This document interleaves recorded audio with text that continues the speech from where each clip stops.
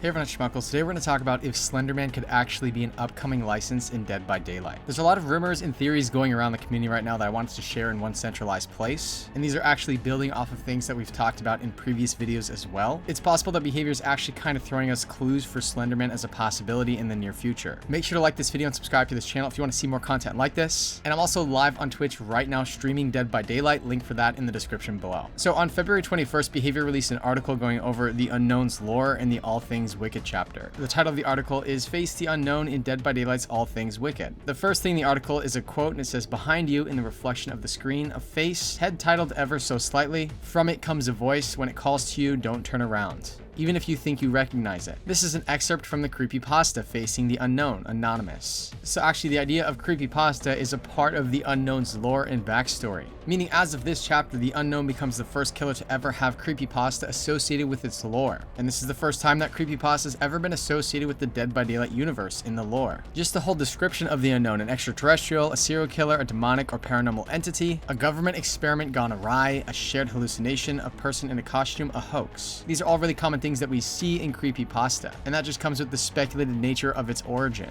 They also listed alleged sightings of the Unknown: hitchhiker missing after alleged bear attack, caution advised, neighbor appeared strange in days before disappearance report, young woman thought abducted, neighbors report unsettling noises. So this all really ties in with this found footage sort of Creepypasta vibe, and it's really making people start to wonder if the Unknown's backstory and lore and what this creature actually is kind of opens the door for a possible Slender Man licensing opportunity in Dead by Daylight. In this video from years ago, we talked about how Matthew Cote actually visited a Twitch streamer's stream and talked about why Slender Man isn't possible in Dead by Daylight. It's not a question of physics, it's a question of lore, of what the character can do depending on his history.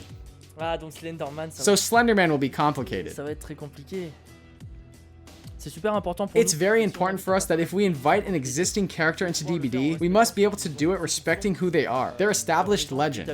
But the point is here, the expanding, ever-growing nature of Dead by Daylight can actually unlock possibilities for potential licenses in the future. Before, Behavior was saying Chucky's too short, Chucky would not be fun to play as a killer, Chucky might actually be too silly to ever join Dead by Daylight, but then we introduced original chapters to kind of bridge the gap between comedy and horror, as well as just a shorter appearance for a killer. So could the Unknown, the Unknown's lore, and the nature of the killer sort of be a way for Behavior to bridge the gap between Dead by Daylight and Creepypasta? Original chapters are a great way to change our expectations of what possible licenses we could expect in the future. If I had to pick which licensed horror content is most similar to the Unknown, it would definitely be Slender Man. Slender Man is the most iconic Creepypasta property out there. Slender Man actually never touches any of his victims, but we actually have licensed content in the game that does that now. Both Pinhead and Sadako actually follow those constraints, and now officially the idea of Creepypasta is in Dead by Daylight. So it seems like mechanically and aesthetically, Slender Man would actually fit pretty well in Dead by Daylight now. We talked about the idea of Slender the Arrival introducing a multiplayer mode, and actually that was confirmed on February 8th of this year that it's not coming until Q2. The second quarter of 2022 is April, May, or June. And again, this multiplayer is not going to have Slender Man as a playable character. So could that be because the license holders actually know that Slender Man is coming into Dead by Daylight as an upcoming license? There's also a new response from Blue Owl Studios in regards to Slender Man in DBD. This is on February 8th, 2024, so the beginning of this month. This comes from Wireless Wolf in my Discord server, so a big shout out and a big thanks to Wireless Wolf for bringing us this content. They said, "Have you ever thought of bringing Slender Man into Dead by Daylight? I've been a big fan of Slender Man since Slender the Arrival on Xbox 360. And me and a lot of other people would love to see him in the game. Please make it happen." And the official Blue Owl Studio responded and said, "Lots of people have requested that. It's still something we will not be able to discuss at this time." So could Blue Owl Studios actually know about a licensing deal that's happening between the Slender Man license holders and Dead by Daylight? It seems possible, but this is actually technically inconclusive. At the very least, Blue Owl Studios is acknowledging the massive hype for this property into Dead by Daylight. We've seen a lot of different properties, but we're not entirely sure if the license holder is actually even aware of Dead by Daylight. Slender Man is definitely one of the most hyped horror properties that are left for this game, and it's really interesting to see someone who has worked closely with the license holders actually acknowledge this. So one could maybe conclude that through Blue Owl Studios and license holders of the Slender Man property, this is kind of common knowledge that it's really hyped for Dead by Daylight.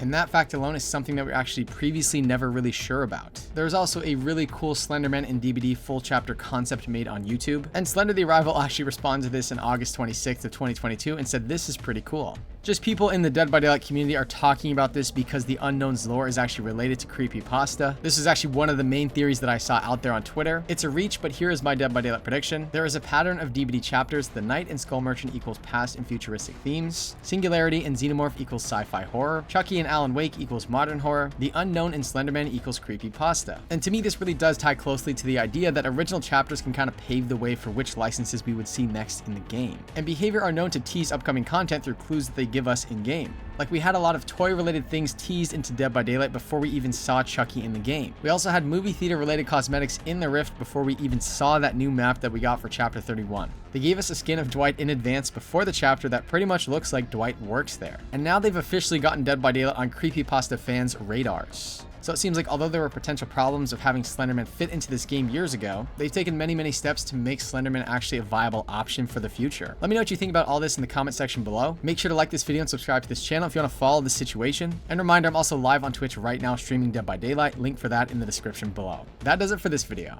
Goodbye.